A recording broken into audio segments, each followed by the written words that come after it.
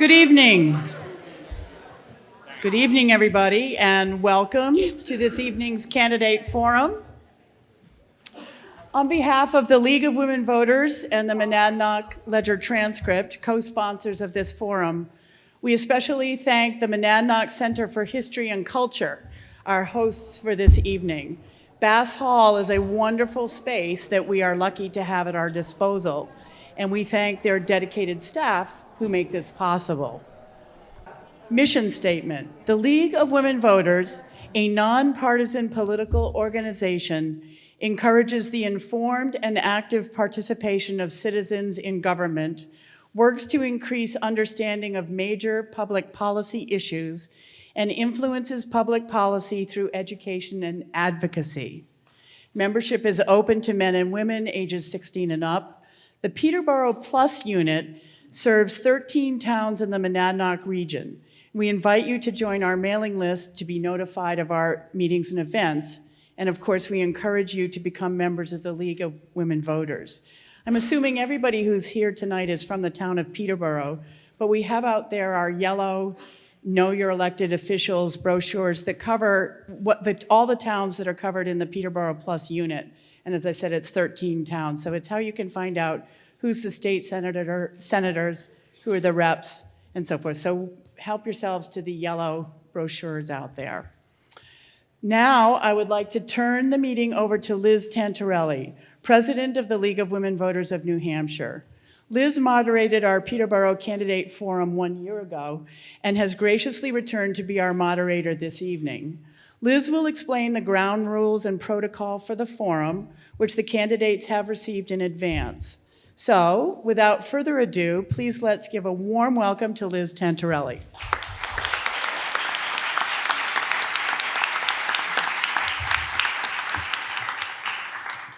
Thank you, Kate, and to the other members of the Peterborough Plus unit who worked so hard to set up this wonderful event, and to all of you who came out. I'm sorry we don't have chairs for all of you, but this is a wonderful turnout. As Kate said, the mission of the League is to encourage the informed and active participation of citizens in government, and a forum like this does exactly that. I want to thank also the Monadnock Ledger-Transcript, our co-sponsor for this forum. And as residents of the Peterborough area, you people are so lucky to have a newspaper give the coverage it does to local elections. And you had candidate profiles last week in the paper, I understand, so that's wonderful. Now they are covering this forum and they will be taking some photos. And am I making that weird noise? I'm not sure why, if I am. All right, so a couple housekeeping things. We have 2 exits and there are bathrooms out back there. So if you go out in the corridor and around to the back to the bathrooms, that will take care of that issue. And here are some of the ground rules and protocol for the forum, which the candidates have received in advance and have agreed to. They have agreed not to use audio or video clips out of context to harm their opponents' campaigns. And we hope the audience will respect that as well. While the public certainly has the right to record any public meeting, we request that no cameras or recording devices be rammed up in the face of our candidates. That's just not fair. Now, the candidates for Planning Board and Select Board will each have 1 minute for opening remarks in a little while. In general, they'll have 2 minutes to answer questions, but I reserve the right to extend that if a question deserves more response. My colleague Marcia in the front row is going to hold up a yellow card. Demonstrate, please. Oh, we've got 2 people doing it. Thank you. They're sharing the duties. When you have 30 seconds left of those 2 minutes, and then a red card, which means your time is up, you should complete your sentence and yield the floor. Now, all questions must be in writing, and we have received a number of them in advance, either through the newspaper or people writing them. If you have written questions with you now, wave them around, and our League members will pick them up and bring them up here. We probably won't get to all the questions that we've received. Some questions we've already received kind of say the same thing in different words, so we've combined them. So don't feel offended if I don't use your exact wording. I will ask you to please hold all your applause to the end so we have the maximum time for the candidates' answers. And at the end of the forum, candidates and the public are invited to continue the Q&A informally while you enjoy some refreshments in the back of the room provided by league members. We're going to start, however, with 2-sentence self-introductions by the candidates for other positions in town, other than the planning board and the select board. So those people are going to come up here and use this microphone, tell us your name, the position you're running for, a short statement of what you'd like to accomplish if elected, or why you're the right person for the job. And you're all sitting in the front row, so if you just kind of stream up this way, we'll let you do that. Mr. Brescia, you're first, because you're here. Might have stand here. Yeah, or let's move this out so you can stand in front of it. How's that? Okay. So my name is Andrew Brescia. I've lived in Peterborough for a little over 20 years. My hope is to be able to contribute to the kind of creative solutions that we have seen already sprouting up in this town in the name of recreation at all levels. I've been converted to pickleball this last summer thanks to that offering, and my son, my Special Olympian son, has taken advantage of the bocce court there, and so I'm looking forward to giving something back. Thank you. Ms. Monahan? I wrote it down because I get nervous. I'm Sharon Monahan. I am currently an alternate on the Zoning Board of Adjustment. I am going for the position of being a full board member. I have served 2 terms on the zoning board in the past. I would like to remind everyone here, I started this when it was a citizen petition that allowed us to elect planning board and zoning board members. So that's when I ran. I am also an independent septic designer and a wetland scientist. So I am experienced as an agent to applicants before other town boards. I have tremendous respect and empathy for the people on both sides of the table. And I would like to continue to serve in that capacity. Thank you. Thank you. And next person, please. Hi, my name is Michael Strand, and I'm running for Recreation Committee because, as most people who know me can attest, I'm a worker who believes the government is only as good from the top down as it is from the bottom up. And because local government requires people and participating, I'd like to leave both the voters and candidates in our town with the following questions to consider as we all make our final decisions. Do we want people in power who are good at campaigning or good at listening? People who react emotionally to opposition or those who build consensus? People seeking to serve themselves or those who work towards greater good? I appreciate your vote.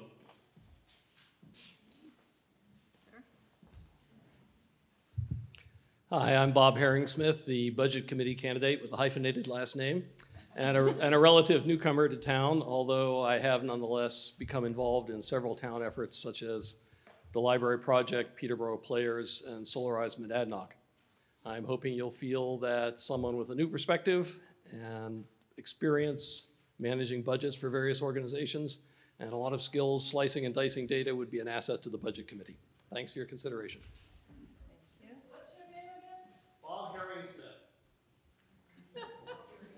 All right, maybe everybody should say it at the beginning and the end. Mr. Graves. My name is Steve Graves. I'm running for the zoning board. I have been a journeyman carpenter and project manager throughout Massachusetts and in Florida.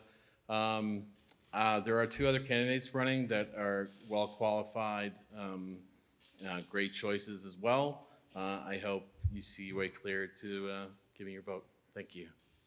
Thank you. Next one, please.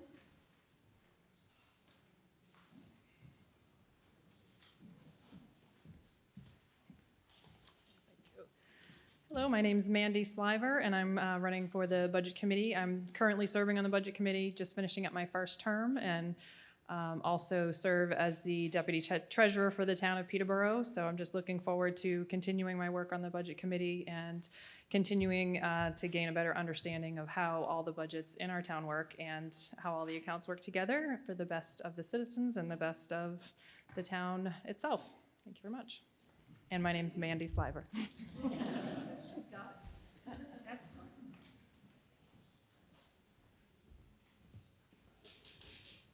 Thank you.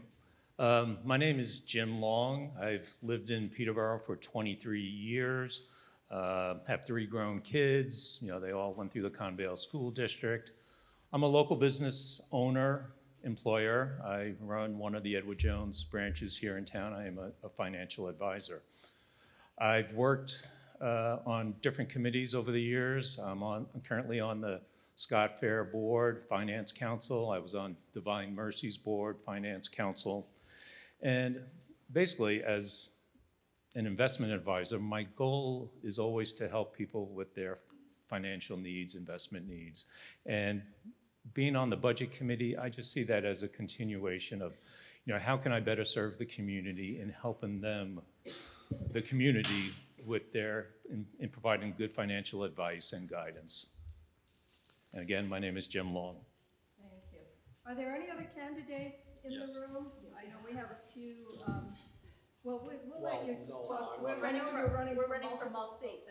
Yes. So you can speak from right where you are, if you like, to the other seats that you're running for. Okay. My name's Richard Clark. I've lived in town since 1976. I've raised my kids here. I run a small business. I've grown from one-person construction company to a 6-person construction company. I've been on the Budget Committee this last term. I was the one dissenting vote for the budget for this term due to the overspending on our debt.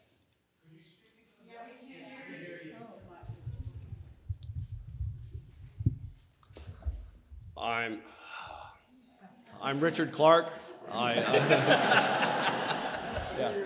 Yeah. So anyways, I'm running for multiple boards. I'm running for the zoning board. I'm running for the planning board.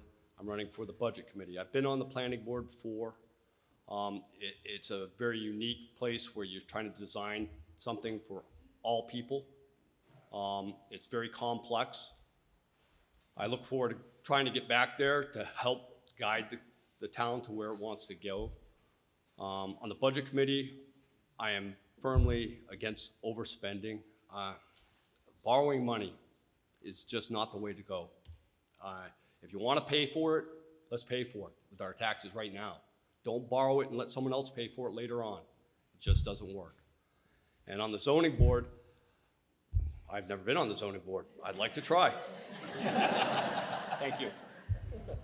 Thank you. Ms. Furstenberg, you're also running for planning board, and I'm sorry, for recreation. I am, and I will address the planning board later, but Yes, to speak on the topic of running for recreation, no one was running when I signed up, and I felt as though, although I don't have any grandchildren yet, I really enjoyed all of my daughter's activities when she was in school, and I missed the parties and winning games and things like that. So if elected, I will just do whatever I can do to help and to find out what people are interested in the town that they want for recreation.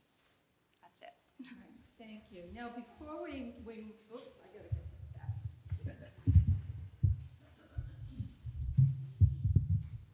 Before we move on to the planning board part of the forum, has Mr. Gallus or Ms. Adie Merrithew come in late, perhaps? No? We were expecting them, but here we are. Okay. All right, so the planning board members are going to have the stage for the first half hour or so, and you're going to each have 1 minute for an opening statement, okay? And Mr. Clark, you won the luck of the draw, didn't you? Yes. Thank you. Opening statement. The planning board is a very difficult position. I've been on it before. It's hard to get to a consensus of everybody because a lot of people, they don't show up until the last meeting. We spend years developing what we think is a good program, but it's hard to work in a vacuum, and we really need more people to come in at the beginning stages of our programs to help us build. And that's what I'd like to try to do this year, well, if I get elected, to build better planning. Thank you. Ms. Furstenberg? I have never run for public office, but I really want to help the community. And I do have experience planning my own construction projects where I renovated homes that I bought because they were either foreclosed on or they were in poor condition.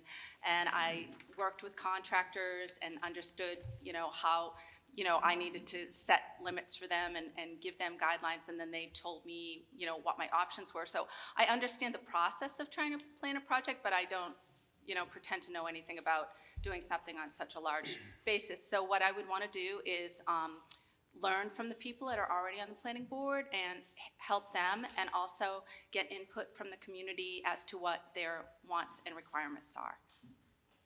Thank you. And we know that, I know because I've been told that the big issue in town, of course, is zoning amendment 15.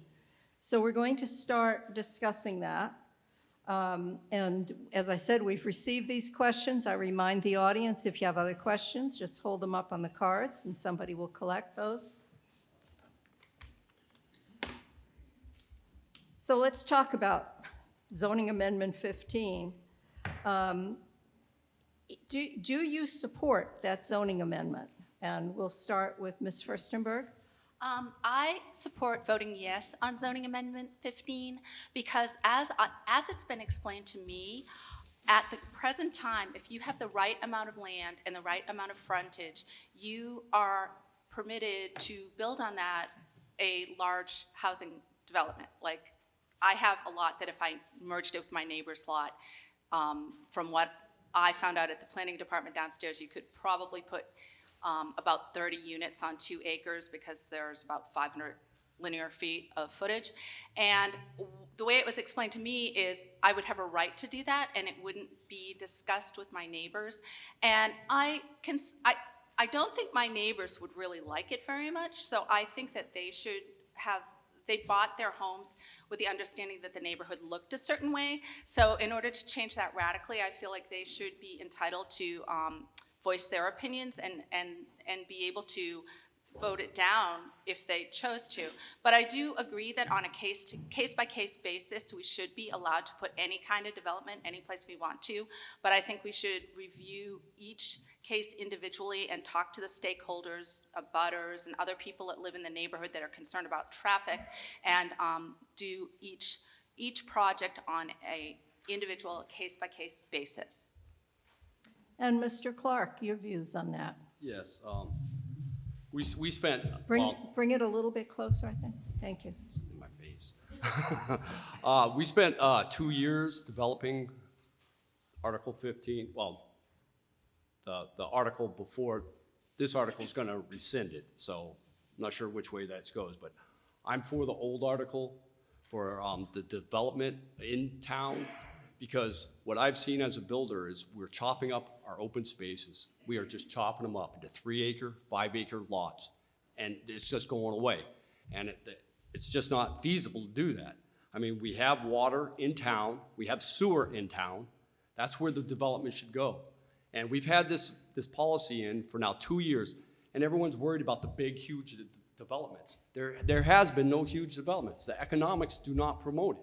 I mean, people just don't go, oh, I'm gonna put 30 houses here. I won't be able to sell them here because, nobody wants to live that close to people. What we wanna do is try to keep it in the main town, where we have the infrastructure to support it, not build it out and tear up nice green spaces. Okay, Mr. Clark, you're going to answer first. We're going to keep going back and forth. So you're up next. And the question is, if Amendment 15 passes, what should take its place? Well, we'd have to go through meetings again. Do you have a theory of what kind of zoning would take its place in those meetings? Different. It would have to go through another about 2 years of process. If we got rid of it, it's the will of people. I firmly support however the town votes, but we still need a policy in town that says 80% of our houses don't meet zoning right now. They have to, if 80% of everything doesn't meet zoning, there's something wrong with the zoning. You have to change it so they all meet it. And everyone loves the look of the town, so why isn't that acceptable? So we'd have to have a discussion for about 2 years and then come up with another policy. Okay, Ms. Furstenberg, same question. If the amendment passes, what do you see as the next steps? Okay, I'm prefacing this by saying that I really don't have any knowledge of how the zoning, how the planning board works, so I would have to go in there as someone who is learning the process. But my feeling is that any developer who came in and wanted to build something should be given fair consideration, and his ideas or her ideas should be vetted in front of the neighbors, and we should entertain any suggestions of building especially affordable housing for people that are just starting out. Okay, let's continue with the topic of affordable housing.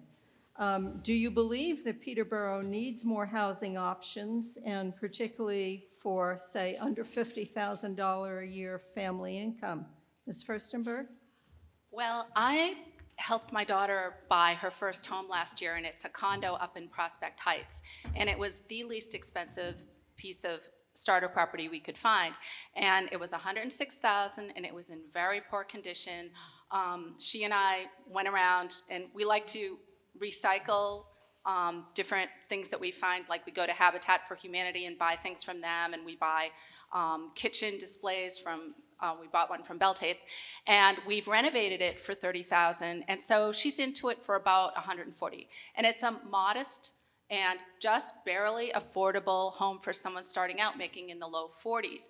And there needs to be more of that available, because even for her, where I was fully invested, you know, emotionally, monetarily, everything, it was a really rough struggle for her to buy her first home. And I think we need to look at some of the vacant properties we have and perhaps consider doing things like micro apartments like they have near the seaport in Boston, because I'm kind of in love with those, and if they didn't cost $1 million, I would buy one. And I would just love to see some smaller units for people starting out so that they can get their own space and be able to afford to live on their salaries, to pay their student loans, to pay their car payments, and just get the kind of start in life that I was able to get when I was in my 20s.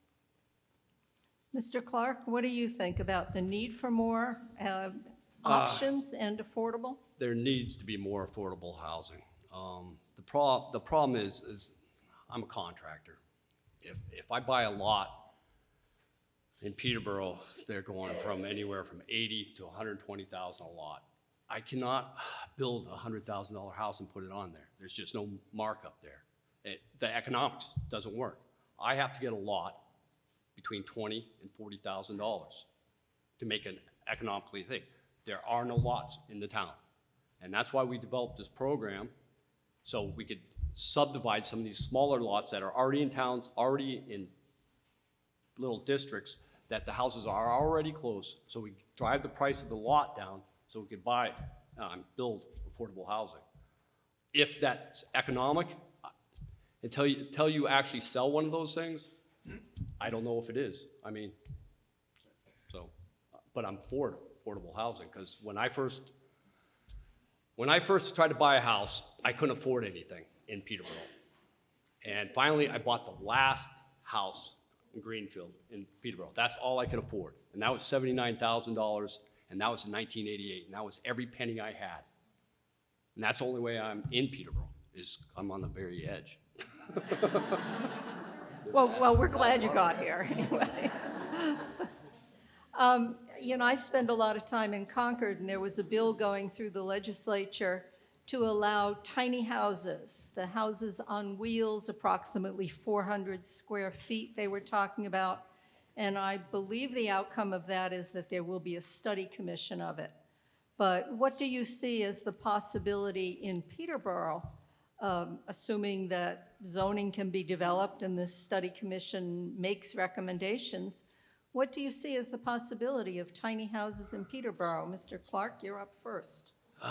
All of these comes back to economics. I mean, if you could afford to build them, yes, you could sell them. But even up by the church, they went in there and they were supposed to be inexpensive houses. They got the lots pretty reasonable, but the market dictates what's going to sell. And right now we have a higher income medium, and those houses, I don't know, they were $240 to start, and they just went from there. So I'm not sure if a tiny house would do it. Robb Farm was supposed to be tiny houses. Look at all those. They're not tiny. They were supposed to be affordable housing. They're not. It's economics. I don't know if you can legislate economics. Ms. Furstenberg, tiny houses. Tiny houses. Well, if I didn't love the lot I live on at the top of Kaufman as much as I do, and I merged it with my neighbor's lot, it's about 2 acres with the frontage. It would look very cute with a whole bunch of little tiny houses right up there. But the way, and I mean, honestly, all different colors, and I have like, I have like a filtered view of Pack Monadnock on one side, Mount Monadnock on the other. I mean, it's adorable. People would love it. But the problem is, I also know that I come from Greater Boston, and my friends down in Linfield and in Carlisle, they would see those. They'd come up to my neighborhood and see those and say, oh my gosh, I can just like write a check for that, because their homes down there, they can take an equity line because their homes are worth $1 million and just snap those up. And then we run into the situation where the neighborhood was gentrified, the houses cost a whole lot of money, and then the people that we're trying to serve by providing tiny homes wouldn't be able to get their foot in the door. So it is definitely, as Richard said, a real struggle to get affordable housing built and keep it affordable. And it's definitely a problem. In a quick answer, we just got a card that said, define affordable housing. How would, and that is a good question. Yeah, Ms. Furstenberg, how would you define it? Okay, I've done the calculation multiple times because although they're inactive licenses, I do have real estate licenses in both Mass and New Hampshire. And a person earning $50,000 a year, and I also know this because my daughter was in the same income range, can qualify with a bank at standard rates of with 10% down. 5% down. They'd qualify for about $110,000, not including a condo fee. If they had to pay a condo fee, that would up it. So if you figure a family making $50,000 can afford $110,000, that is not a very expensive home. And I've seen on TV where people live in the tiny houses, and I mean, it looks great on TV, but I can imagine that must get on your nerves after a while. So I don't know how that really would work out for them, but $110,000 appears to me to be the price. Okay, we've got a number from you. Mr. Clark, how would you define it? As Well, someone in the business, what do people? Affordable is a very tricky word.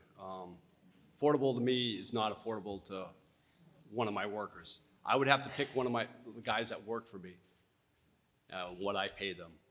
And I would say about between $120,000 and $140,000. That's about as much as they could handle. And they would have to have another income. They'd have to have a partner or a spouse or something. They'd have to have help. But I can't see it ever being less than that unless it's an apartment, and that's where most of the people live, And that brings up kind of the question that was asked, could we renovate vacant buildings and repurpose them for affordable housing? And that's certainly been done in some places. Manchester's doing it. What do you think, Mr. Clark? Could we do that? No, there's no vacant houses. Well, not houses, but buildings. Buildings? Old schools, old hospitals. I'm not. You don't have those in Do Peterborough. you have to? I mean, I don't know where they are. I know the SDE building is open, but I think you'd have to change the zoning, That'd take a few years. I don't see that we have I mean, when I first moved here in '76, all the mills were closing down. There was plenty of opportunity then to do it. But lately, no, maybe hate to say this, if we had a big economic crash and a lot of people left, then we could find those buildings, but they're not here. Well, we're not wishing that on No. anybody. So, Ms. Furstenberg, what about you? Are you aware of some vacant buildings? I that might- actually do, because prices are much higher where I raised my daughter in Andover, Mass. And a lot of times I looked at homes that looked similar to the one that's at the corner of Pine and Cheney. Correct me if I'm not saying it right. And there's a big mansion there, and then there's another mansion at the corner of Old Street and 101. And in Andover, we had lots of buildings like that that had been converted into condos. You know, like you'd take a building like the one at the corner of Cheney and Pine Street and put probably 8 units in there, and each of them would sell for about, well, in Andover, probably 500, but let's say here 300. And people love those, and they're beautiful, and they're all unique. Every apartment you go into in those has its own character. It's not cookie cutter. So that's what I'd do. I'd pick the mansions that people can't afford to live in them by themselves anyways. They can't afford to heat them or take care of them. And I'd break those into condos. All right, thank you. We talked about what would happen if Amendment 15 passes and we get rid of the current zoning. What about if it does not pass? That is, the status quo is maintained by the voters next Tuesday. What steps should the planning board take moving forward? Ms. Furstenberg? Well, if that is what the voters want, then we will roll with that, and that is what we'll do. And I have to say to you that you know, there is a temptation on my part to think about doing a tiny house, little village at the top of my street.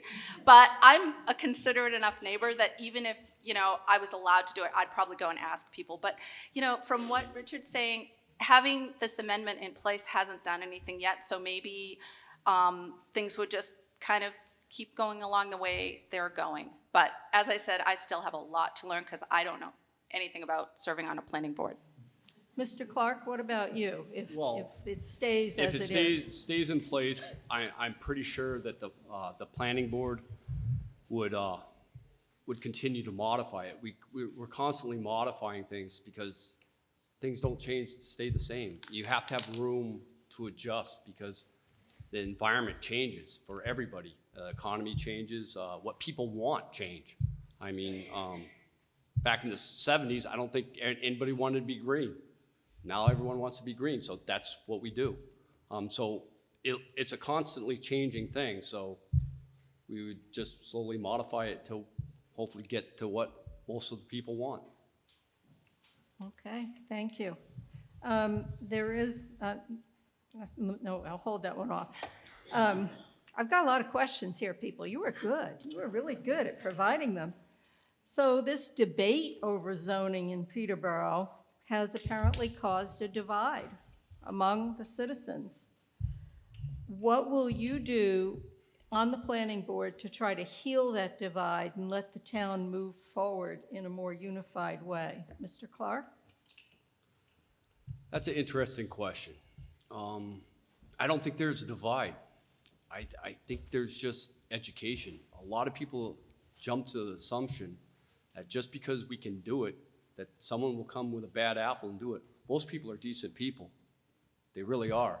I mean, they're not gonna go in a neighborhood and put 500 tiny houses, you know? They just won't do it. I mean, and the economics wouldn't allow them. Someone was gonna get upset, someone would get a lawyer and whatever. But basically, you have to give the people the right to at least explore these opportunities and keep the development in the town center where we have the space, we've already used it, and we have the infrastructure. So I think it's just, I see them upset, but I don't think they're really realizing you can't always play what if. The what if the world ends tomorrow? You can't play that game. So let me bring you back to the question I was trying to get at, I think. What do you see your role as a planning board member in trying to bring the town together to move forward in a positive way? Well, I think when we do planning, it's really hard to get participation. I mean, we give pizza away, we try to get people involved. We do everything, but it's very, very hard until you make a decision. And then once you make a decision, then it polarizes. There is no, we're all in it together. It's them against us. And I'm not sure. It's not them against us. It's we're all here together, guys. I mean, we can get it done. So just education. We've tried pizza in my town, too. Didn't work there. No, it doesn't work. Ms. Furstenberg, do you see that divide that the questioner did? And if so, what do you think can be done to bring the town together one way or another to move forward? I really don't know about any divide. I mean, I've heard rumors about it, but I'm just getting to meet people here. I've only gotten active in politics in the town since I got a tax bill that like scared the living whatever out of me because it was like a 30% increase, and I'm like, oh my gosh. And that's the only thing that like motivated me to get out of my my fortress of solitude, as we call it, and come down into the town and meet you guys. So I generally am known at work as being super friendly, and I'm the person that they always send in when they're trying to like get people to be friends. And so I'm sure it'll all work out however it needs to. I'm not concerned. Thank you very much. So I have a couple of other questions that are not directly related to that zoning amendment. And one is a question specifically for Mr. Clark, who is running for the Budget Committee, Planning Board, and ZBA. And I'll read the question. I didn't write this. Somebody out there did. While I admire his dedication to the town and willingness to serve, I'd like to know whether he realizes that only one member of the planning board is allowed to also serve on the ZBA. And Dario Carrara already holds that position. Therefore, if you, Mr. Clark, you were to get elected to both the planning board and the ZBA, you could only serve on one of those boards, so which one would you choose? I would pick the ZBA just because I haven't served on it. And Dario's term would end, I'm pretty sure, in 2 years, so I would assume the other role as a full-time membership as the double after that. Okay, thank you. And then a question, we'll start with Ms. Furstenberg. How many municipal meetings, including planning, master plan, committee, zoning, et cetera, would you say you have attended this year before you actually entered the race? I've been to about 3 select board meetings, 1 planning meeting, and one of the big town hall deliberative sessions. So that's about it. Thank you. And Mr. Clark, how about you? What meetings, I mean, you've been on a board, so you've been to those. Yes, What about other meetings? Besides the board meetings? Yes. None, I wouldn't say. But they kind of cover it with the budget committee. I'm on almost all of them there, so. Things are like very close to me, and I don't like it. Anyways, I said I didn't go to any other meetings except for the ones that the budget committee. The budget committee, we're there, I don't know, all the time. So I've heard all the reports and the data. I stopped going to the planning board because I wasn't on it. I would have thought that I might have been I don't know. If you're not on the board and you go to it afterwards, it kind of influences the other people, and they should have the right to decide on their own. You're not saying that the townspeople shouldn't go to board meetings, are you? No, not at all. Okay, all right. I'm just saying that if I were to go to a planning board meeting, then the questions that would happen It just wouldn't work. Okay. Last question for you two before we move on to the select board. As you think about your own personal experience, your expertise, what do you think is most relevant to the work of the planning board? And Mr. Clark, you're up first. Most relevant to the planning board. Well, the planning board is basically, we're trying to plan out, we're trying to envision the scope of what the people in the master plan have developed. So it's like raising your children. You try to send them on the right way, but they kind of waver, then you bring them back in. Then they waver again, you bring them back in. So that's basically what the planning board does. So we try to keep the master plan going in the right direction, but we're not perfect. I mean, no parent is. So we just try to do what we can. I like this notion. The town is like a wayward child. Fascinating. Ms. Furstenberg, I totally forgot what my question was. Wait a minute. Oh, what in your personal experience and expertise do you feel is most relevant to this position on the planning board? Sorry.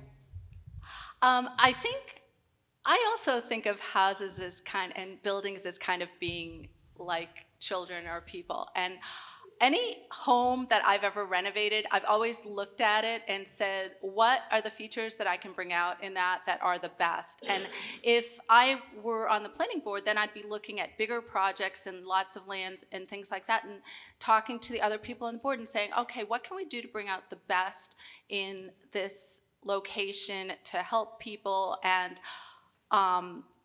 just do development in a responsible way that keeps the town super attractive, and it keeps it a place that people from far and near come to for like day trips, so that they can just get away from real life and go to the diner and like go climb Mount Monadnock and do all the stuff that like is really fun. That's like what everybody thinks about when I tell them that I live here. So I would also try to, just be respectful of the fact that a lot of the people there, all of them have more experience in it than I do, and I would have to learn from them. So. Thank you very much, and thank you. I think the candidates at this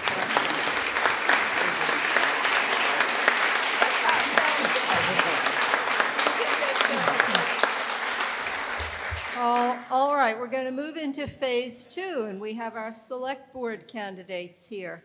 And Mr. Taylor, you won the card draw, so you're going to give your 1-minute opening statement first. I lost the card draw. You did? Yeah, I have to go first. Because you've got to go first, but there you go. Is this on? I'm pretty nervous. Thank you to the sponsors of this event, League of Women Voters of New Hampshire, the Peterborough Plus Unit, and the Monadnock Ledger-Transcript. But even more, heartfelt thank you to the support I have in this room. It's an honor to be sitting here tonight with you all in a building my great-grandfather designed over 100 years ago. Lately, we've seen a major shift in how the town is moving forward with infrastructure improvements, and I've been a player in that conversation since January. I've shown that I can be effective at positive and efficient change. Imagine what I could do from a seat at the table instead of the audience. And I lost my place. There it is. I also feel it important to be the type of leader that lets people do the jobs they were hired or elected to do, while offering direction and being available to present effective and thoughtful solutions to problems they face. An effective leader sets the stage for people to do their jobs effectively and offers guidance when needed. School funding is the elephant in the room, and Peterborough has arguably the foremost expert in education sitting on our school board, and we should be doing everything we can to help rather than get in the way of that. My experience in this race has been largely the most fulfilling of my life outside of my family, and my mom and daughter are here, and I couldn't appreciate it more. I feel so strongly that if this town, state, and nation are going to move forward, it must be together, like Rich said. Remembering that building relationships fosters growth and divisive politics inhibits it. This is a moment for all of us to remember that Peterborough is an inclusive, welcoming, and wonderful place to live and visit. It's a moment for us to send the message that regular working people can get involved, make positive change and growth. And I certainly hope that message is sent by checking the box next to Bill Taylor on May 14th. Okay, thank you. And Mr. Kennedy? It's okay, it's okay. I also want to thank the League, the Monadnock Ledger, and also Peterborough Plus for the opportunity to speak with you this afternoon, this evening. I'm here. In fact, all of the candidates are here because we care about this town. And we all want to make this town a better place to live. And I also want to thank all of you, including my supporters, but everyone, for showing up, because you too care for this town, and that's important to me and to the town. Thank you very much for showing up. When I was asked to consider running for the select board, I did what I always do. I did my homework. I conferred with over a dozen of the town officials and staff. I consulted with my neighbors and friends. I listened to you at the recycling center, and I also went door to door. And it became clear to me, and not as any great surprise, that the town is facing a number of complex issues. And that requires doing what I do well: problem solving, working with people, building consensus, getting the job done. 34 years ago, Jean and I chose to be here. We raised a family. We created good paying jobs and helped build the community. I pledge to continue to serve in that capacity. Thank you. Thank you. Let's take a little break from the zoning amendment and ask you some other questions, okay? What is your vision for the town? How will the town be different if you get elected and have your way? Mr. That sounds awful. I'm reading that. I just realized how bad that sounds, and I'm sure that the writer of the question did not intend it that way. But how would the town be different if it were to fulfill your vision? Mr. Kennedy, you first, please. That's interesting. The first thing I want to say about the select board is that they don't run the town per se. The voters run the town. The select board, advises, okay? We also have a guiding document. It's called the planning document, master plan. How many people have read that? Look at this. Good. I share the vision of the master plan. I believe that Peterborough is the cultural center of the Monadnock region, as well as the economic center of the Monadnock region. And my vision is to fulfill that vision and to carry it forward. Mr. Taylor, your vision for Peterborough. My vision for Peterborough is a town where everybody feels like they have a voice, and everybody feels as though they can go to these meetings and be effective. My vision for the town is like it's always been. It's a fabulous place to be born, to be raised, to then have kids and raise them and have them be able to come back to town. That's the vision that I've had. That's why I'm doing this. I want people to feel like they got somebody sitting at the board that's ready to talk to them and ready to help them. Okay. So how about some specific steps that Peterborough could take to promote economic vitality? And I'm not sure how much of that the select board has control over, but let's think in big terms and see if you've got some specifics. Mr. Taylor? First of all, the economic vitality of the town right now is hinging on education funding. We're in a real tough spot. We have some excellent people working on our team. Dick Dunning is an award-winning middle school teacher. he's been involved in the community heavily, not just on the school level, but he knows what he's talking about, and we need to give him our support. Another thing that we really need to do is pay real close attention to moving forward with the infrastructure improvements. And the town has adopted recently, over the last few months, opened their minds and started talking about different plans forward instead of just being goal focused and trying to get right through to the end standpoint. And we need to be able to measure those improvements with what happens with their spaces in the future, with effectively and efficiently trying to rebuild, for instance, a DPW garage or improve it, and then being able to fit a fire department up next to it. One of the visions of the master plan is also to have a facility that includes all of those buildings, and the first step to doing that would be to move another one up there. Another thing that I think is really important at this time is that the select board begin to collaborate with other towns. We have a wave of new people being elected to boards across the region, and many of them I know, many of them I work with, and I think that a unified voice, instead of having these imaginary borders between us, that has been divisive, and I can't put my finger on exactly why, but you know, it's hard. There's egos arise when you're talking about what is that red sign? So we need to collaborate with other towns to start saving some money. I'm sorry, it is unnerving when you hit your time limit there, but thank you, Mr. It was a little Taylor. intimidating. I know, I'm sorry. Yeah. We're going to try to quiet it at this point, thank you.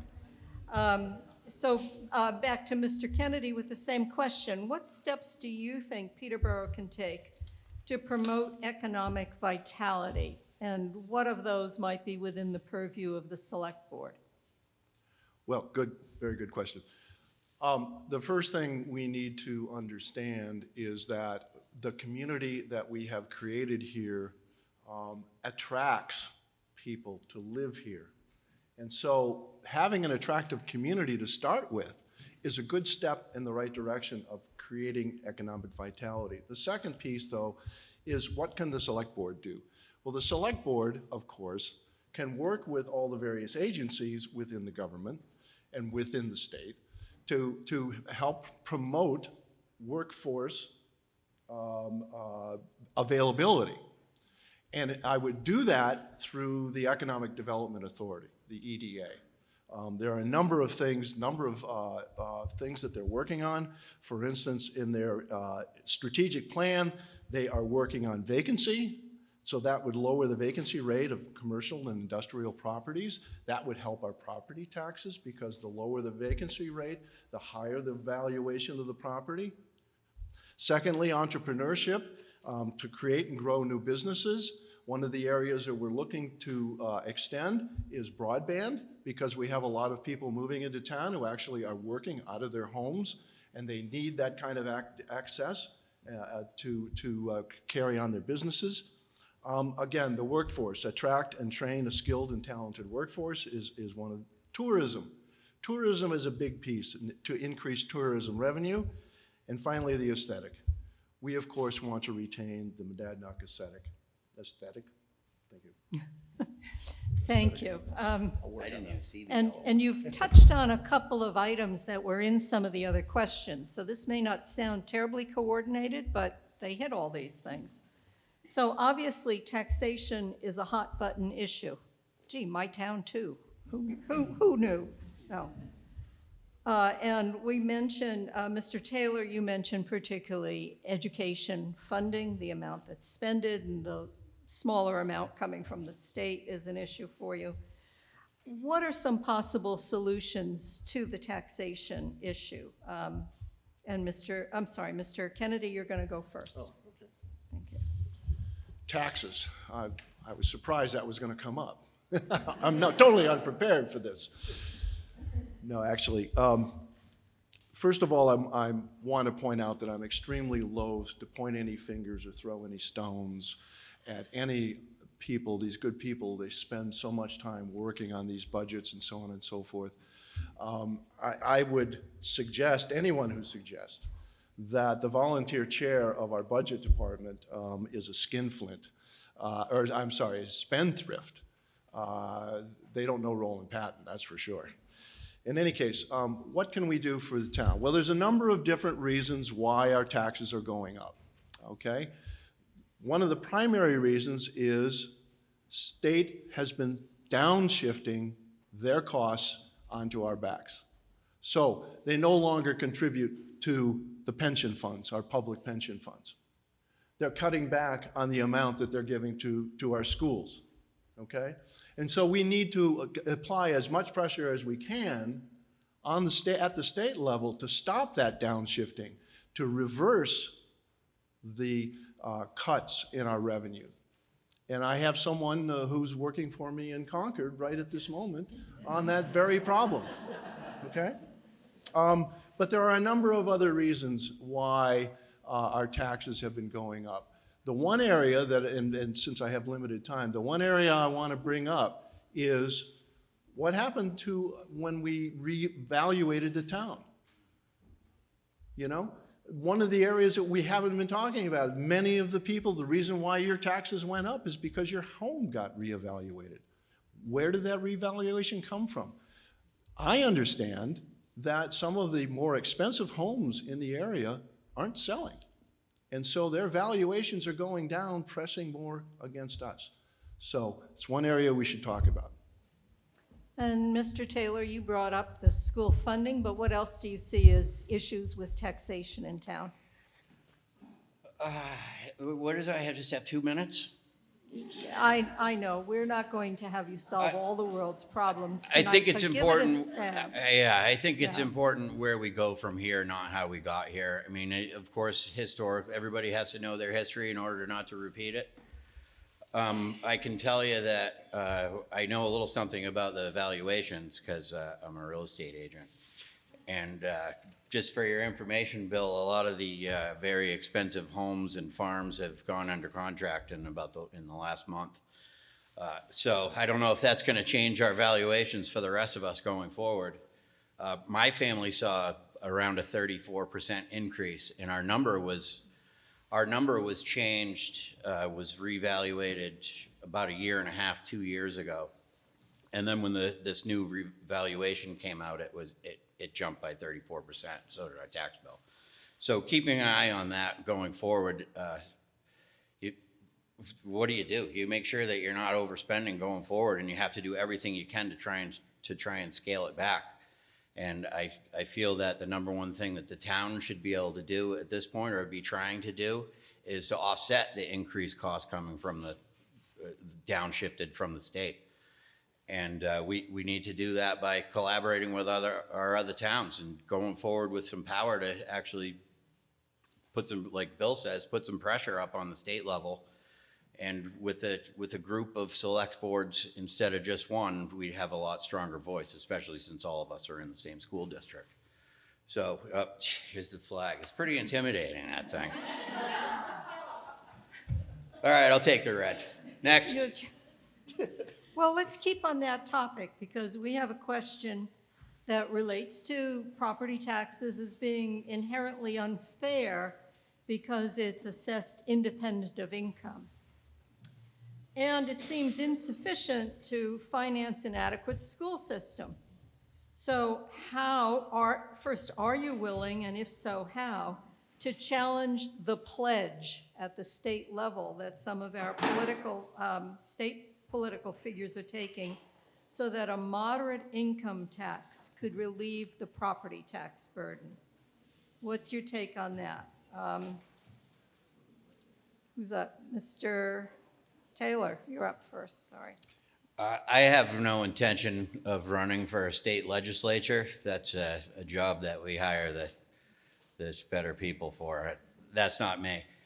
Do I think that we need something different in terms of taxes? Certainly. I mean, the writing's on the wall. There definitely needs to be something different. Do I know what that is? No. Do I think a different tax or or a income tax has a shot in New Hampshire? I don't think so. I mean, pretty much anybody that brings up an income tax in the state of New Hampshire gets shouted out of the room like within about 1 second. What the answer is to that question, I don't know. I'm willing to admit it. I don't know what the difference needs to be. Something has to happen on the state level. What I want to do is work on the town level right now. And with your in at the legislature, Mr. Kennedy? Actually, I mean, of course, we're going to put as much pressure on the state legislature as we can, but there are some things that we actually can do. We currently have a sales tax. We just don't call it a sales tax. It's called a room and meals tax. I don't know if you're all aware of that, but we pay 9% on top of every meal that we buy at the local, at Noni's or over at the Public House. And a portion of that comes back as revenues to our town. Unfortunately, that has dwindled over the years. The original was 40% of the revenues that the state would collect would come back to the towns. It's never been the case. It's only been as most 31%, I believe, several years ago, and it's currently at 21%. So we need to put pressure on get some of that money back. Now, the kicker, however, is the fact that the money that actually comes back to the towns comes back according to population, not according to contribution. So a town like Peterborough, which has as many restaurants, and we're collecting almost as much revenue as the town of Bedford in terms of meals and rooms tax, we're getting back $300,000 roughly. They're getting back $1.2 million because they have 4 times the population.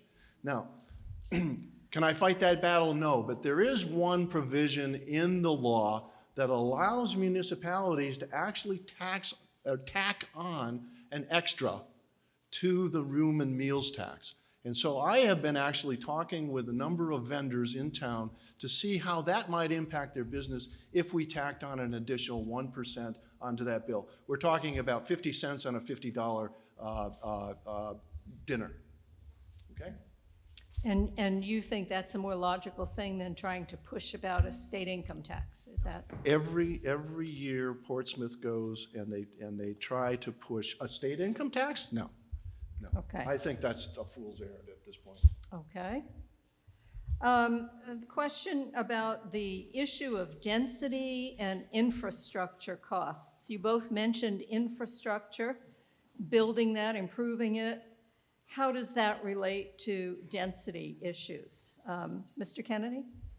Are we conflating two issues, density and infrastructure? Maybe. I think we are. Well, I mean, are they not related? If you have a local water system that's part of your infrastructure, how far out does it get? How much do you keep housing density within that? I absolutely agree with what's been said on this panel earlier, and that is we should do everything we can to improve our usage of downtown and current water and sewer. Sprawl is bad, and I'm totally for green space as well. In terms of workforce, is that what the question was? No, we've got another one on that, but go ahead. Oh boy. Well, we can combine these. We're going to be here all night. Yeah, we're having fun, aren't we? Aren't we? Okay. Well, you may. So there. Affordable housing, the New Hampshire Housing Finance Authority has been working closely with our town administration and with the Jaffrey Town administration to come up with ways in which we can finance much more affordable housing in the area, not just in Peterborough alone. As a selectman, I would certainly join in that process to make more affordable housing available and increase, particularly through increased density in the downtown area. And Mr. Taylor, what about you? Density in the downtown, infrastructure, affordable housing, however you want to combine those. Can I have a couple minutes to think about it? Well, the election's next Tuesday. It's next Tuesday? All right. It's just coming right up, isn't it, Bill? What I think about density is that should be a topic left to the planning board and left to the voters. I don't feel that a selectman or a person, somebody running for selectman should be swaying that vote either way. Certainly density in where there's town water and sewer is more logical. How that density looks and the amount of that density is, I think, what's concerning everybody in the town at this point. And that should be left up to the voters of the town. Working towards low income or mid income or whatever anybody considers affordable housing is an unbelievably complicated topic. Because like what they did up on Vine Street, they built a new neighborhood of, 11, 12 houses up there, and it was going to be affordable housing, and I don't think one of them sold under 320,000. I don't know about everybody else in the room, but that's not affordable to me. The next level of development that's been going on up next to the new church, they're all 300,000 or over, and by the time those have granite countertops and nice up pits, they're going to be closer to 400. So if the economy is driving sales of these houses up to around 400,000, what do you do about low-income housing? You have to convert some of the larger houses, or at least. Maybe not larger, I guess that's a moving target as well compared to where you're sitting. But having some of those houses be turned into duplex condos, that it might be on a lower end. Affordable is where you sit. And from where I sit, the economy is not viable to present lower income housing in this town. So, look at that. See, I didn't even see the yellow one. Right straight to red, I swear. I will thank the candidates for really trying to abide by this time limit, because these are complicated questions. And they keep coming in, and we're not going to be here till midnight, I promise. But, we're talking about increased density in areas of established infrastructure. How does that affect the town's tax burden? Is that a good thing or not a good thing? Mr. Taylor, your short answer on that, do you think? My short answer? Yeah. I don't know if you know me very well, you must not, but I don't have short answers to anything. No, I don't. How does increased density affect our tax burden? Yeah, but if you're keeping it in the areas where you have established infrastructure of water, sewer, and electric, and so on. Well, any increased density anywhere is going to help to improve the tax burden or lessen the tax burden. I think that goes without saying. So, Okay. I think a lot of the tax burden that we're facing it's not sustainable. Number one, I think everybody probably in the room feels that that's the case. Of course, any new buildings, any new infrastructure that's on the tax rolls is going to be contributing to lessen the tax burden. Okay, thank you. Mr. Kennedy, can you add to that? I don't know that I can add fully to that. Indeed, as you improve the number of people living in the same area and using the same services, your tax burden is going to go down. What else about that question that I'm missing? Well, it's trying to, and I think both of these questions coming from different people tried to link density with existing infrastructure. And whether increasing the density where you have existing infrastructure is a good thing in terms of the tax burden or the tax health of the town. Oh, absolutely. I mean, that goes without saying. We do. And I do agree that there is a certain character to the town that we must preserve, because that's what a New England town looks like. But we have many different ways in which we can increase the number of people downtown. And the one segment that we're forgetting about is the elderly. The elderly is looking for more accommodating space, and the closer they are into downtown services, the better off they're going to be. And it also reduces the amount of traffic that has to come into downtown, and so on and so on and so forth. So there's a lot of pluses to that whole process. Now, I agree that this is something that necessarily the select board is not involved directly with, but certainly having an opinion and pushing for certain accommodations is a good thing. Well, you mentioned how the town looks, and somebody thinks that the roads don't look very good. We're retaining that rural character. Are you kidding me? I'm going to read this one. The patches frequently are lumpy and deteriorate quickly. And it gives an example, but I don't want to diss any particular road. And you know, I realize you have a road agent in town, but what do you see as the select board's long-range goal in terms of things like roads and making the town both more comfortable without losing its character? Mr. Kennedy? One of the people that I spoke with early on was Ron Du Bois. He's in charge of the town highway department. And I also talked with Seth McLean, who is in charge of the Department of Public Works. They have a plan in place in order to rebuild our roads and infrastructure. And they're implementing that plan. The plan, of course, costs money. So it's on a schedule. Some of the roads that we're talking about, for instance, Upper Pine Street, where I live, is a disaster. But it isn't on for a couple years, and we're just going to have to deal with it. But the reality of it is that we're going for it. Now, realize too that all those patches that we're putting on the road, we're throwing money into the furnace. It's just going up because of that, what do they call it, hardtack or hard pack or hot pack? It goes into the hole in December and comes out of the hole in January. And so we go back again and put it in the hole in January, it comes out of the hole in February. So any effort that we can make to improve our roads and improve our surfaces, I think in the long run will save us money.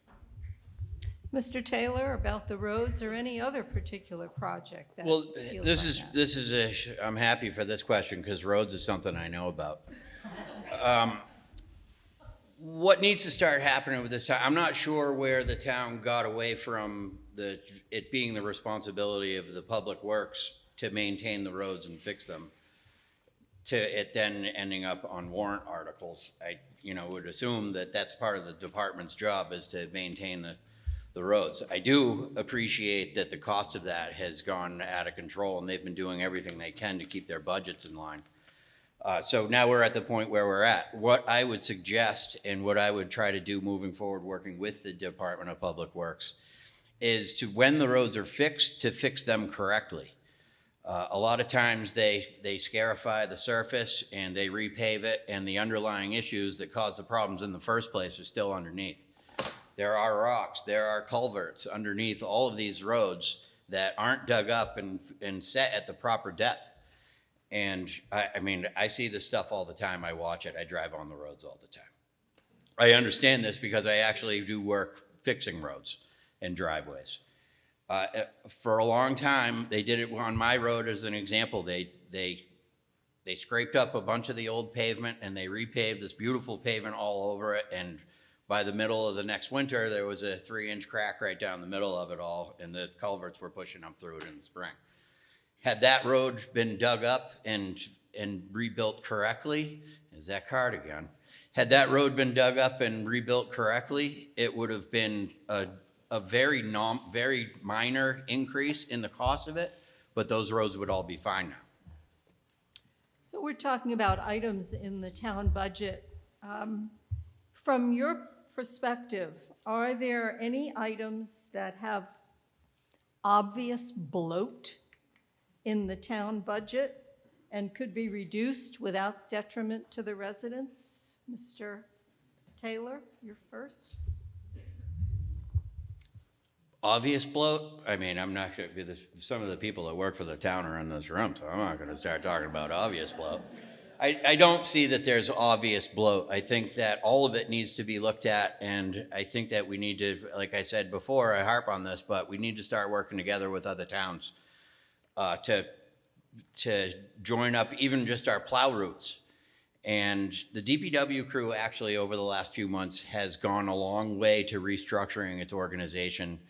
And instead of there being, as a group of guys that does the lawn mowing, and then a group of guys that does the snow plowing, a group of guys that does the roads, a group of guys that does the water, they have, over the last several months, they've started working towards a way more efficient program so that these people can be cross-trained across these departments and understand, then they know when a different project comes up, say there's somebody sick that operates a backhoe and he's the only guy that's been running the backhoe for like the last 30 years, then other people will know how to use it and other people will know how to work with that person. There's gonna be a lot less people standing around leaning on shovels.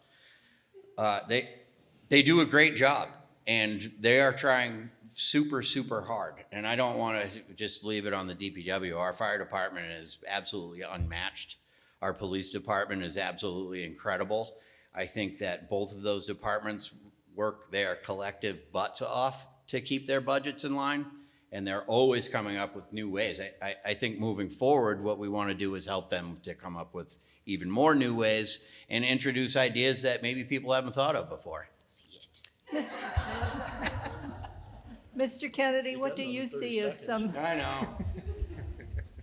What do you see as some areas of the town budget that maybe should be looked at more closely? I'll get away from that word bloat. I don't think any of us like that word bloat. Well, I absolutely agree. I want to point out that our operating budget is increasing by less than 2% this year. And that's through the great efforts of our budget committee and our select board. And in particular, and a practice that I will continue, is what's known as zero-based budgeting. That's where you start at what you had last year is what you're going to get this year, and what do you absolutely need to go beyond that. If you do it the other way around, if you say, let's blue sky this, and ask for everything you need and want and everything else, and then cut it back, you're always going to end up with a much larger budget. So I'm going to continue that practice of zero-based budgeting in order to bring the budget in as close to or below inflation rate, okay? Which has been done this year. Now, in past years, it has gone up and down, depends on a number of different projects that are going on. But I have scrutinized the budget. The numbers are, sometimes incomprehensible. You have to go and sit down and talk with the people who generated those numbers or participated in the budget process.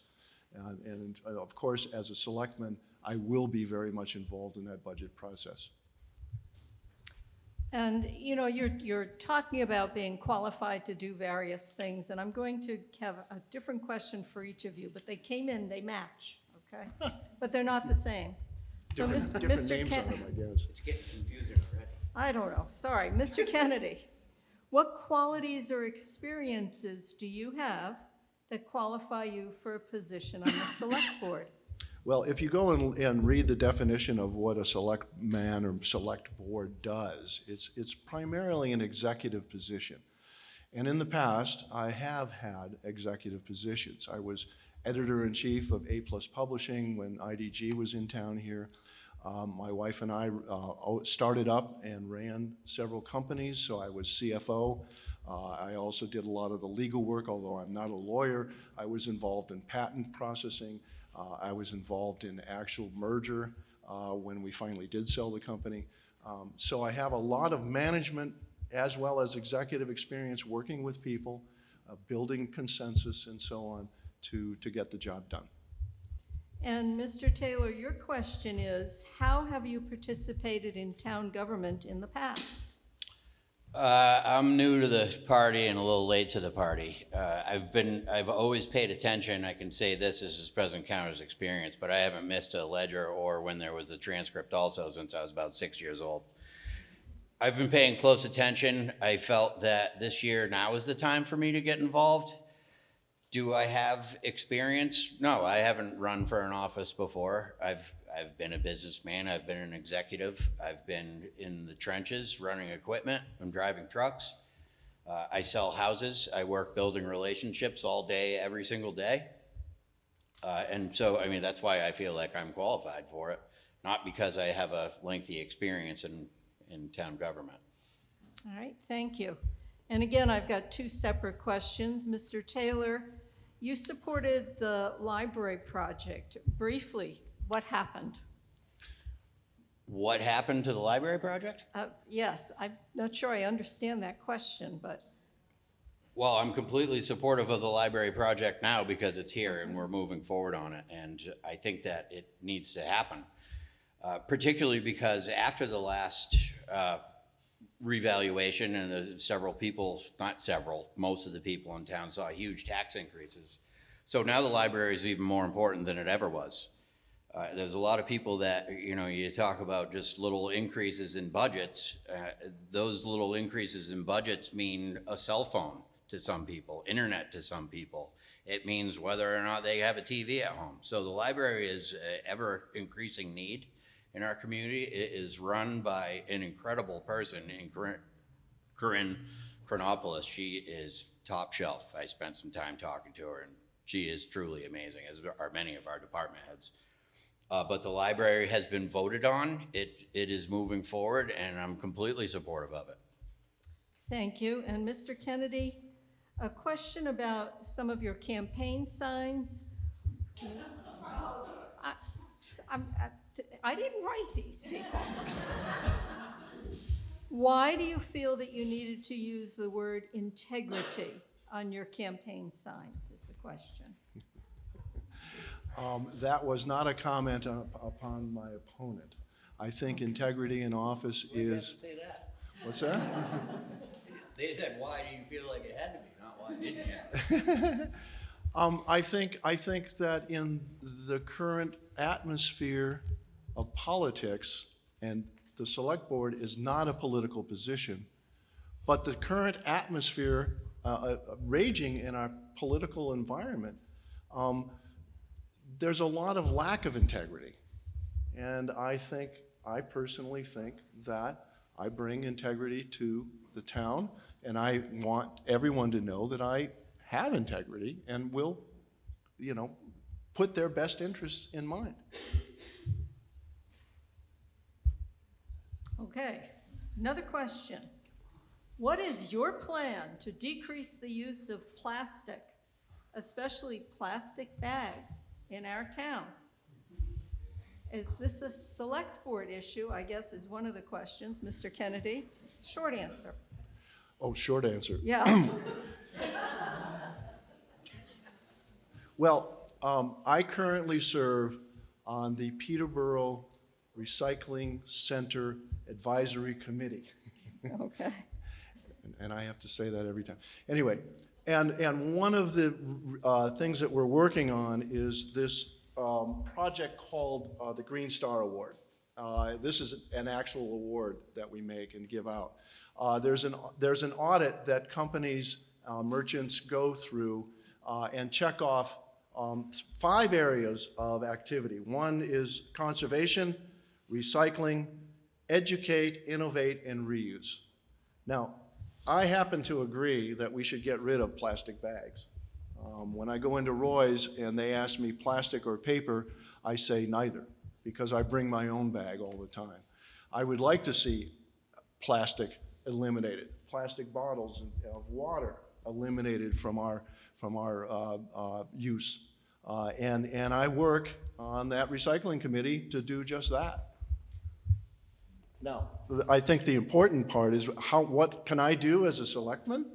I can help businesses educate themselves, help businesses understand how they can get rid of plastic out of their waste stream. Because you know that we cannot get rid of the plastic that we're collecting, even though it's recyclable. China is not accepting our plastic anymore, and it's become a real problem, and it's getting even worse. Mr. Taylor, do you have anything to add about plastics in town? Well, I mean, I would have to echo Bill's sentiments on that, and I hope that if you're not selectman, you'll still be able to help businesses figure out a way to decrease their plastic use.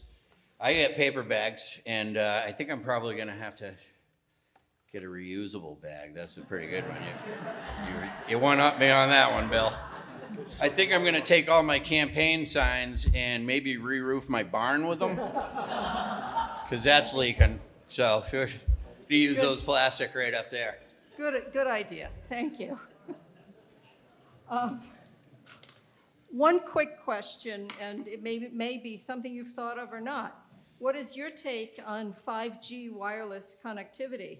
Will it make it to Peterborough before 2050? Now, I understand there's a 175-foot tower in Antrim that is proposed, and I don't know if that's close enough to cover Peterborough, because I don't really understand 5G. But is this something that the select board should be involved in? And if not 5G, then other kinds of broadband? Where are we up to? We're up to Mr. Taylor first. I think the select board should be involved on the level that they make sure that if 5G does come to town by 2050, I mean, I don't know if I'd still be on the board then. What about you, Bill? I think the role of the select board in that position would be to make sure that whatever company comes to town and is proposing that it's the most possible benefit to the town, and we get as much money possible. That part needs to be negotiated.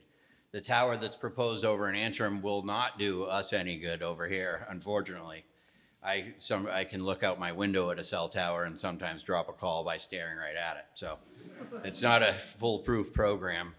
As far as broadband, the town is up to renegotiate a contract coming right up here with Comcast.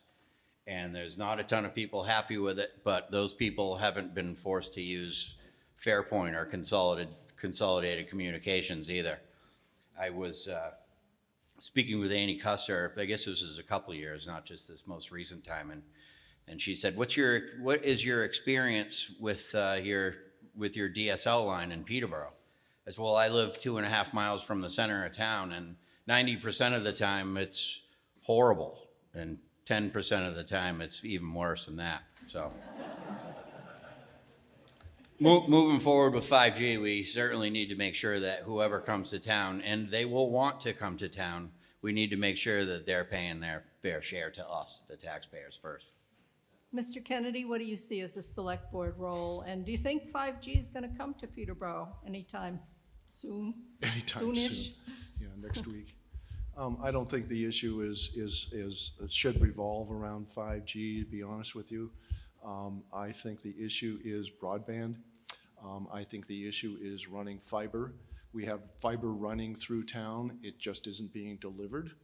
And I think we need to put a lot of pressure on our service providers to provide that. And as Bill pointed out, we're in the process now of renegotiating a contract. We also have the option that Chesterfield had, and that is to put through a taxable bond to actually create our own network. Everybody in Chesterfield is going to have fiber running to their homes. And that's a good thing, I think. So we need to continue to work on that. And I know the people who are doing a lot of work on that. We're going to open the questions now to some of the other candidates who are here. I don't mean that every one of them has to answer it. And I'm not sure how we're going to manage this with the microphone. I think I may just move this forward for you. But one of the overriding questions that seemed to come in, let me find my place, wait a minute so I can see it. What goals should we move toward to retain as residents more of the young people who grow up here and keep them after high school or returning from college? And we have not only a select board and planning board, but we've also got recreation, zoning, budget committee. Do we have any of the candidates sitting in the front row who would like to respond to that? What should we be moving toward in Peterborough to try to retain young people? Anybody? Don't all jump at once. Yeah, better hurry up, people flooding out of the back.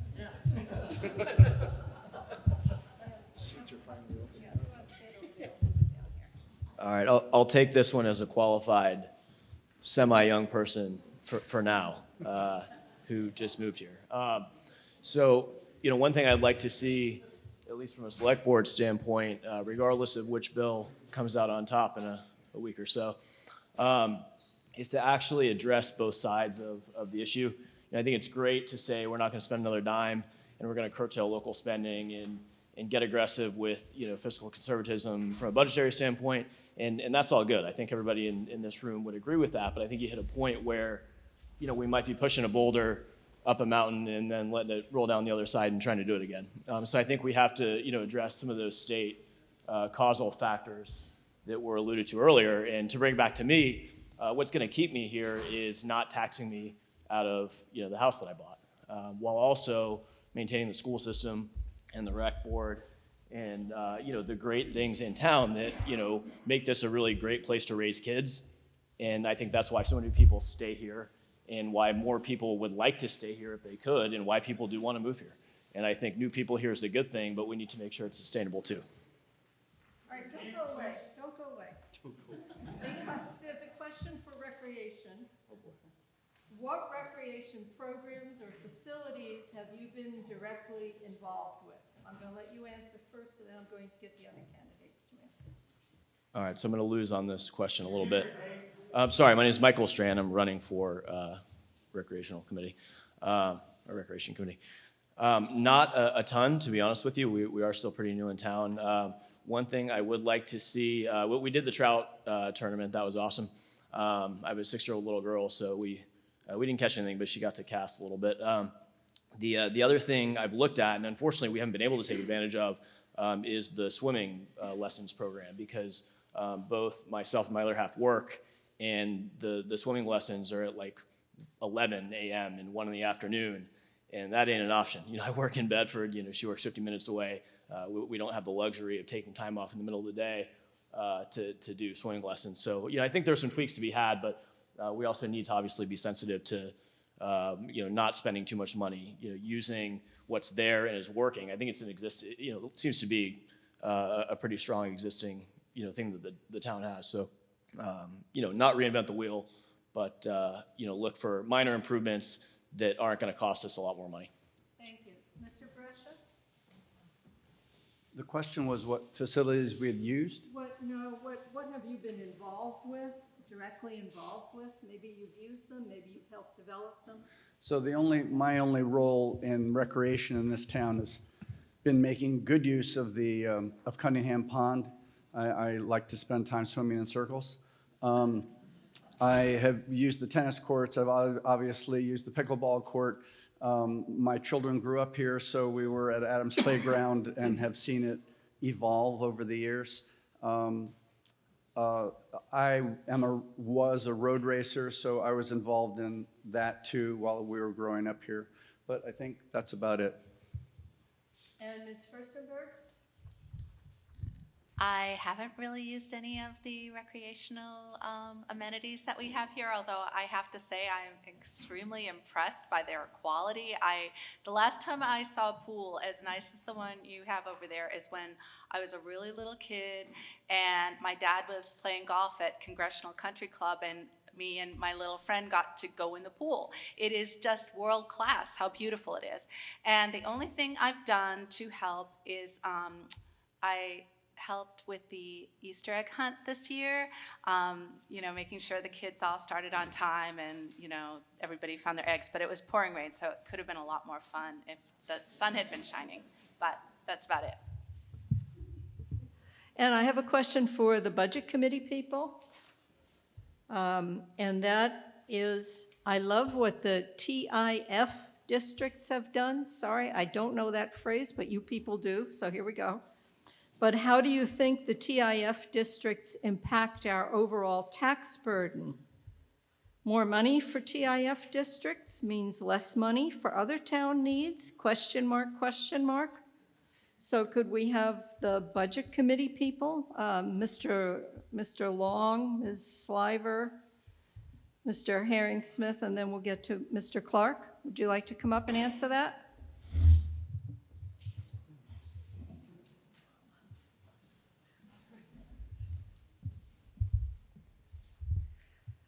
As far as the TIF districts are concerned, it's not something that you can really answer in a 2-minute time frame. We do have several TIF districts in the town, and it isn't anything that that really has come up in the most recent budget process. I personally have more questions about how the TIF districts are set up, and I don't feel that all of them are really being utilized, and I feel that the ones that are set up possibly are negatively impacting the amount of money that we can be used for taxation, but I'm going to admit that that's one of the topics that I hope to tackle in my next 3 years of Budget Committee if I am reelected, because I do feel that it's an issue that we need to look more into. And Mr. Herring-Smith? Hi, I've been reading about the TIF districts recently because some of the money from those is being put to use. And I have to say, it seemed like something magical, a pot of money that can be drawn on to make improvements, at least in specific areas of town. And I guess I have the same problem as my fellow candidate. I'm not sure what the impact is elsewhere. I don't know exactly how they work. They seem nice for the areas of town where they exist, but I'm not sure what the impact is, and I sure will find out if I serve on the Budget Committee. Thanks. And Mr. Long?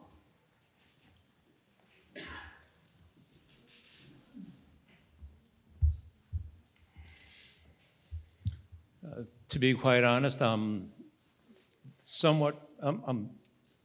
very vaguely familiar with what the TIF districts are all about. I do think that a few years back, the TIF districts in West Peterborough did help develop that area somewhat, but to the detriment of other areas, I really don't know. I do think that West Peterborough, over the years, has improved significantly from when I first moved here 23 years ago. And I think that was a direct result of all the TIF taxes that we're able to put back into that area. So I'd love to learn more about it, but that's my experience with it so far. Thank you. And Mr. Clark? Well, the TIF districts are, like they say, a pot of money. West Peterborough benefited greatly with them, and there was extra money there, and now it's a double-edged sword, because now they passed a rule in the state that says we can use TIF money to maintain the things that were in West Peterborough. So basically, the highway department is using it in part of their budget revenue for maintaining.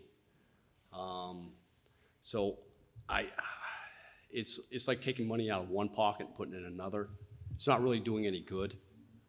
I think we should just pay for the infrastructure. They do help because West Peterborough at the time was like a neglected child. They didn't get anything. Everything happened downtown. And even in downtown started to get neglected when things started moving out during the 70s and 80s. And the TIF did help. It brought the money back in. I think there should be a better way of doing it, but right now the state lets us do it.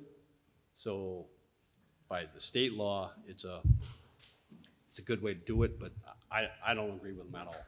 So obviously, as an outsider, I don't understand this. It sounds like a topic, though, for further exploration and discussion in the town. So I think we're going to leave it at that with everybody giving a very, very short answer as the very final thing.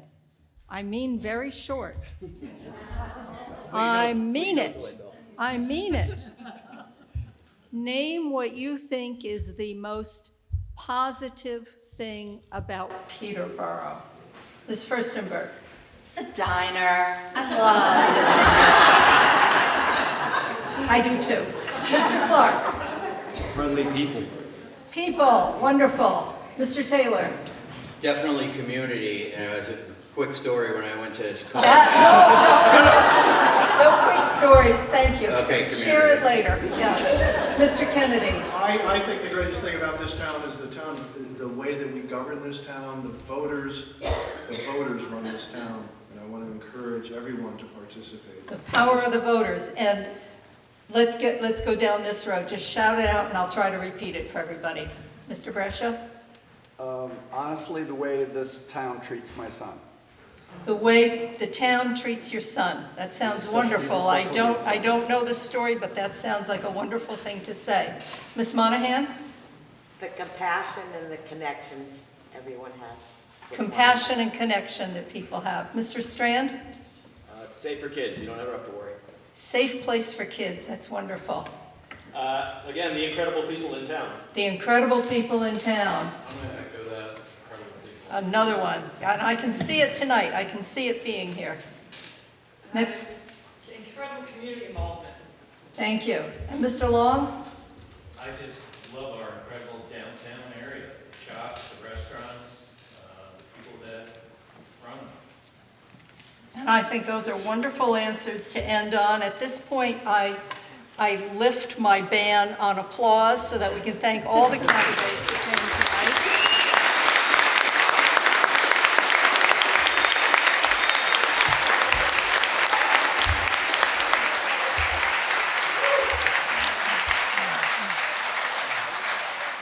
And I don't think I need to remind you that voting is a week from tomorrow, 7 to 7 at the Community Center, and then the town meeting at 7 o'clock on Wednesday, the 15th, at the townhouse. Thank you. I knew there was a word there. Very special applause for Liz.